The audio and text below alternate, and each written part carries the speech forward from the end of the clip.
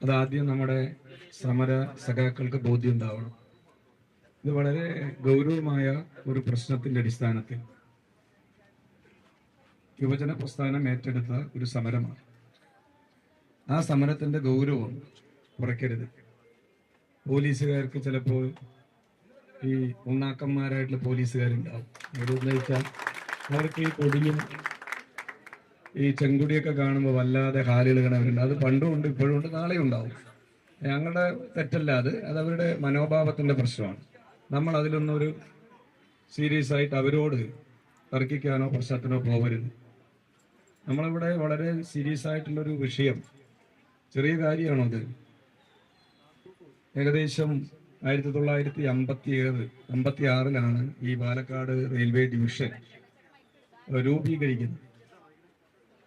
അന്ന് 1247 root kilometre ആയിരുന്നു പാലക്കാട് ഡിവിഷന്റെ വ്യാപ്തി.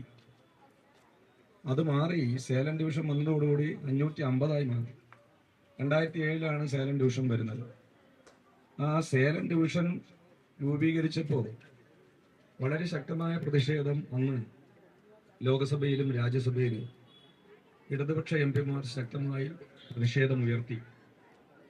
മാത്രമല്ല, അന്നത്തെ പ്രത്യേകത അറിയാലോ, 2004 രാജ്യത്ത് ഒന്നാം UPA ഗവൺമെന്റ് അധികാരത്തിൽ വന്ന ഒരു ഘട്ടമായിരുന്നു. ആ ഒന്നാം UPA ഗവൺമെന്റിന്റെ ബലം എന്ന് പറയുന്നത്, അല്ലെങ്കിൽ ഭരിക്കാനുള്ള അവരുടെ പിന്തുണ എന്ന് പറയുന്നത്, ഇടതുപക്ഷത്തിന്റെ 64 എംപിമാരുടെ പിൻബലത്തിലായിരുന്നു. ആ ഘട്ടത്തിൽ കോൺഗ്രസിന്റെ നേതൃത്വത്തിലുള്ള ഗവൺമെന്റിന് അങ്ങനെ ഇടതുപക്ഷത്തെ നിസാരവൽക്കരിച്ച് അല്ലെങ്കിൽ കണ്ടില്ല എന്ന് നടിച്ചു പോകാൻ കഴിയില്ല. കാരണം ഇടതുപക്ഷമില്ലെങ്കിൽ അന്ന് ഭരണമില്ല. അതായിരുന്നു അന്നത്തെ സാഹചര്യം.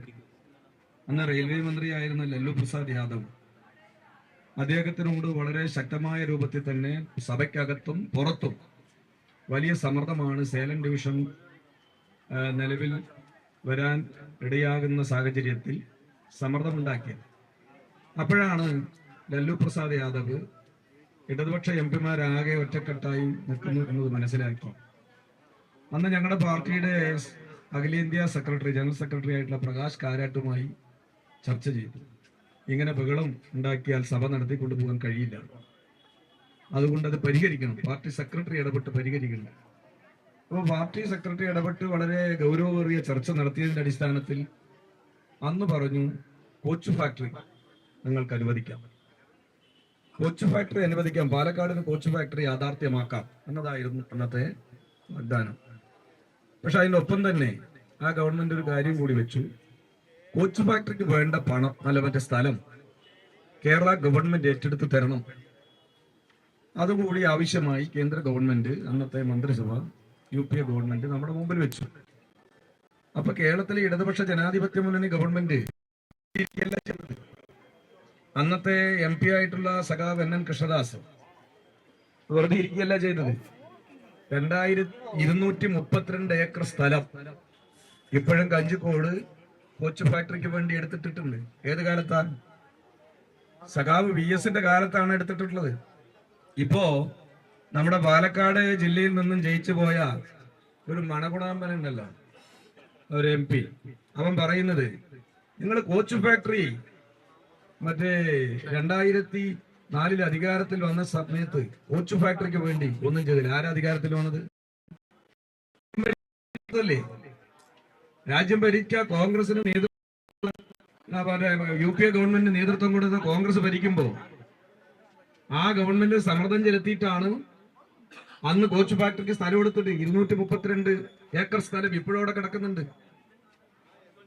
ആ സ്ഥലം ഏറ്റെടുത്തതിന് ശേഷം, കൈമാറിയതിന് ശേഷവും കോച്ച് ഫാക്ടറി വന്നോ? 2011 കേരളത്തിൽ ആരാ അധികാരത്തിൽ വന്നത്? ഉമ്മൻചാണ്ടിയുടെ നേതൃത്വത്തിൽ. ഉമ്മൻചാണ്ടിയുടെ നേതൃത്വത്തിൽ അധികാരത്തിൽ വന്നതിന് ശേഷം കോച്ച് ഫാക്ടറിക്ക് വേണ്ടി എന്തെങ്കിലും ചെയ്തോ? ആകെ ചെയ്തത് പിറവം ഉപതെരഞ്ഞെടുപ്പ് വന്നു.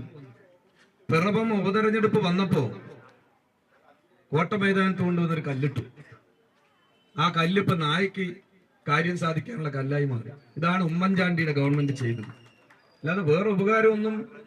എന്നിട്ട് ഇപ്പോ ഈ കഴിഞ്ഞ ജൂലൈ 31-ന് സഖാവ് ബ്രിട്ടാസിന്റെ ഒരു ചോദ്യത്തിന് മറുപടിയായി റെയിൽവേ മന്ത്രി അശ്വിനി വൈഷ്ണവ് ഒരു ഉത്തരം കൊടുത്തു.